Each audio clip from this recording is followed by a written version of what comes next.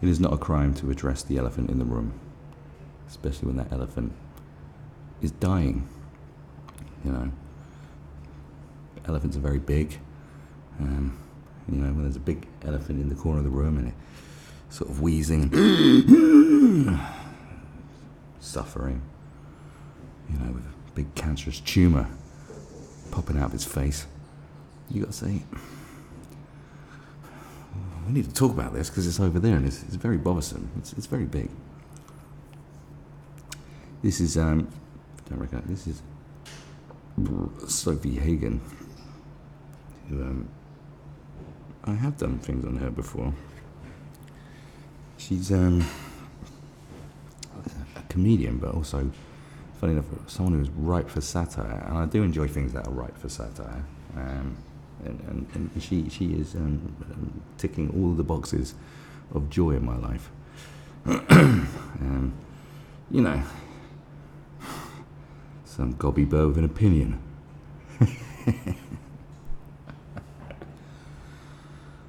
So it says here, is it wrong to be blunt about obesity? Now, see, this is Sophie Hagen without her glasses on, so you might not recognise her at first, because this is like her Superwoman, or Superman pose, because I don't think Supergirl, alter ego, wore glasses, or did she wear glasses? Maybe she did. Maybe she carried on the tradition of, you know, that back in the day. You know, apparently wearing glasses was the greatest disguise you could have. You know, suddenly you would just be a completely different person if you wore a pair of glasses. So maybe that is it. It says here, when cancer research this week revealed that millennials, oh dear, when will the persecution end? Are set to become the most overweight generation since records began. I mean, I don't know when the records began, but that's always worrying when they say since records began, unless it was yesterday. If it was yesterday, then you'd be like, okay, you know, not such a big deal. But when did these records begin? I do not know. There was a key message. After smoking, obesity is the second biggest cause of cancer. Well, it's a good thing I've trimmed down a bit, otherwise I would have had two of the top two. That would not be cool, man. It called for a ban on junk food advertising and urged people to eat healthier, more balanced diets. Now, I don't know about banning junk food advertising, okay? Right? It's just there. If you go to anywhere, like any busy place, it's just there anyway, sort of staring you in the face. Like, what they're going to do what they did to cigarettes, whereas like McDonald's and KFC and everything is just going to have the same blanket sign, and you've just got to guess by smelling. I think that's KFC. You know, all the windows are blacked out. You're not allowed to see anything inside it. You're not allowed to know what it is. And you get the menu, and it just lists calories and the potential dangers of it. Like, I'll have the 6,000 calorie meal, please. Well, what's it come with? We're not allowed to tell you. It's been banned for us to tell you. So you're like, oh. Well, I'll just take a gamble, I suppose, and hope I like it. Thanks very much. So, you know, but urging people to eat healthier, more balanced diets, it's fine. But not everyone appreciated the tone of the message. Well, of course they wouldn't. If it directly affects you, you're not going to like it, are you? I don't particularly like having to look at this every time I want to relax. I mean, look at that.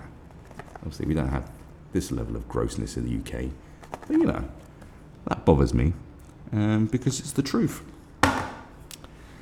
And, you know, what better thing to do than to run away from the truth? Anyway, the award-winning Danish comedian, Sophie Hagen, she is an award winner who lives in London and has written for the BBC about her social anxiety.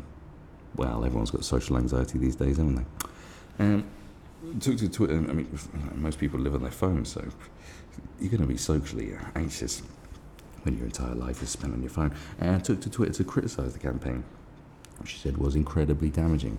Well, you've got to have someone to talk about on a daily basis, haven't you? That's why I don't really send out tweets, because it's like, you know, keep my thoughts to myself, don't I? I would try and do her voice. She said, if you infect me... No, It's not a good one. Society viewing fatness as a negative thing is a thing that kills me more than the cancer you might get due to maybe something to do with you possibly being more than a certain weight. Possibly, maybe, she wrote in a series of tweets. No, the views of society will not kill you as much as cancer. I know this. From all the people I know have died from cancer, the views of society were definitely not a contributing factor.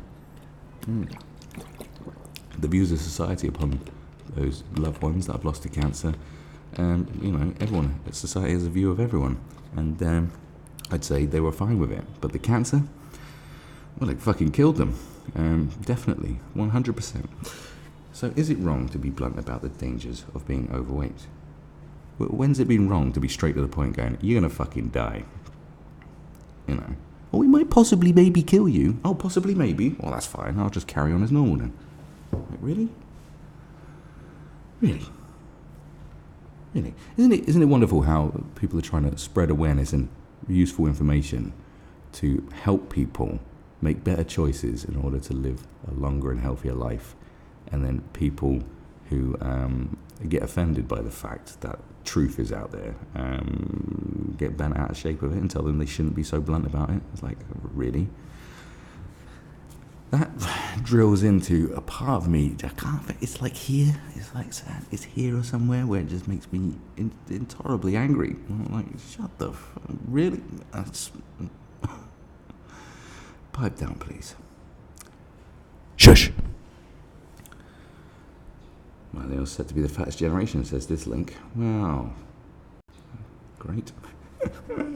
The simplicity of weight. Is fatness a bad thing? While the health risks of obesity, such as increased risks of cancer and other diseases, are rarely disputed amongst most doctors, some experts, but then you have fake experts, I suppose, and campaigners think the way weight is talked about should change. Right. Dr. Stuart Flint, a senior research fellow in public health and obesity at Leeds Beckett University, said overweight people were routinely discriminated against and stigmatized or fat-shamed in the media, school, the workplace, and even by health professionals. Yeah. The stigma makes them less likely to become healthier and puts them at increased risk of mental health and physical illness, he said. The stigma. Look, what's next? This me as someone who smokes going to be campaigning against the stigma against my lifestyle choices. The heroin addict's going to start coming out and going, I don't quite like this stigma about my people. That we just go around robbing people for the next fix. I think is very disparaging to the whole heroin addict community.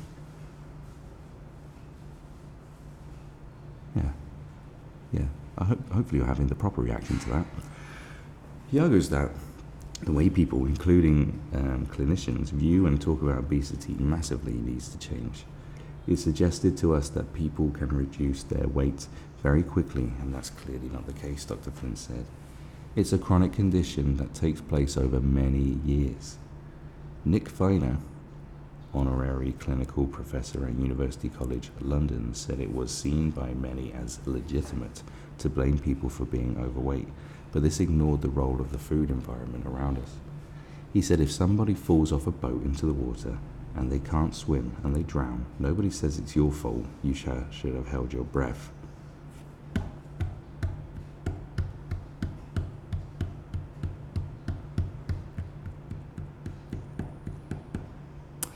Okay, they happen to be in an environment where, alright, thanks for a reminder, where it is very easy to drown.